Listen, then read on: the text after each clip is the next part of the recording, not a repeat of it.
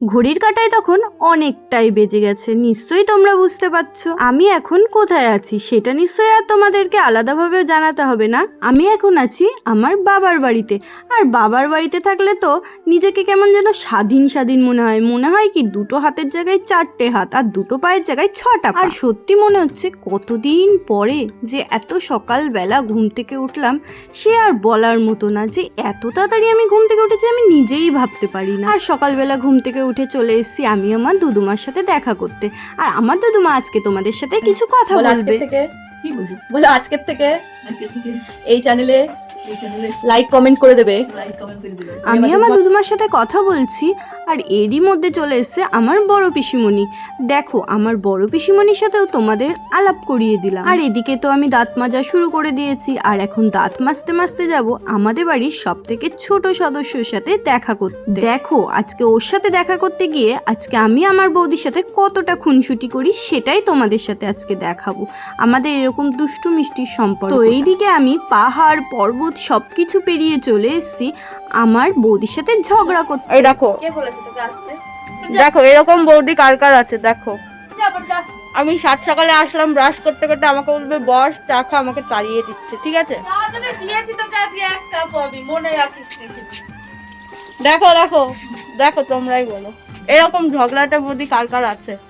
আমার তো আছে, তোমাদের কার কার বাড়িতে এরকম ঝগড়াতে বৌদি আছে বলো। এই যে কিনে রাখো এটা, একে যদি রাস্তায় দেখো ইট পাথর যা আছে সব ছুঁড়ে মারবা। চলো দেখি এবার ছেলে কি করছে। ছেলে মনে হয় নেংটু, আমার চেক বইতে দেখাবি না। ছেলে নেংটু আছে, নেংটু দেখানো যাবে না, অ্যাকাউন্ট বন্ধ করে দেবে। চলো তাহলে পরে আবার কথা বলছি। গাইস ওকে নাকি আমি খেতে দিই না, দেখো ফোন টিপছে আর আমি খাবার এনে দিলাম। দেখো তারপর আমার নামে কেমন মিথ্যা কথা বলে। ও শুধু বলেছে যে এইটা ভিডিও করার জন্য দিল, নয়তো এরকম আমি বলতে পারি ও ভিডিও করা হয়ে গেলে আবার নিয়ে নেবে। তোর ঘটি দেখিয়ে দেবো মিথ্যে কথা এটা বলে। ভিডিও করা হলে ও সত্যিই আবার নিয়ে নেবে। ভিডিও করার জন্য শুধুমাত্র ও এইটা দিয়েছে আমার হাতে। তোর ওই গপ গপ করে খাওয়ার ভিডিওটা আমি দেবো, এবার দেখিস। তো ওই ঘর থেকে তো সকালের টিফিনটা করে আমি চলে এসেছি এখন ঘরে। আর ঘরে এসে আমি সত্যি এখন গবগবিয়ে আবার খাওয়া শুরু করে খাওয়া দাওয়া সেরে আমি উঠে পড়েছি টোটোতে। আমি আর আমার বৌদি এখন যাচ্ছি। ও সাথে আমাদের একটা হ্যান্ডব্যাগ আছে আমাদের পুচকেটা, ওকে নিয়ে যাচ্ছি এখন আমরা চুল কাটাতে। তো দেখো চলে এসেছি এখন আমরা চুল কাটানোর এখানে। আর দেখো এইটুকু বাচ্চা হলে কি হবে, তার পেছনে যে কজনকে খাটতে হচ্ছে এই এক চুল কাটানোর পেছনে, সে আর বলার মতো না। আমাদের সময় তো এই বয়সে নাপিতের কাছে নিয়ে যেত আর খুর দিয়ে পুরো টাকলু বানিয়ে দিত, কিন্তু এখনকার বাচ্চা সে তো টাক হবেই না। চুল কাটার নাম শুনে আগেই বলে আমি কিন্তু টাক হব না। তাহলে বুঝতেই পারছো আজকালকার বাচ্চা বলে কথা।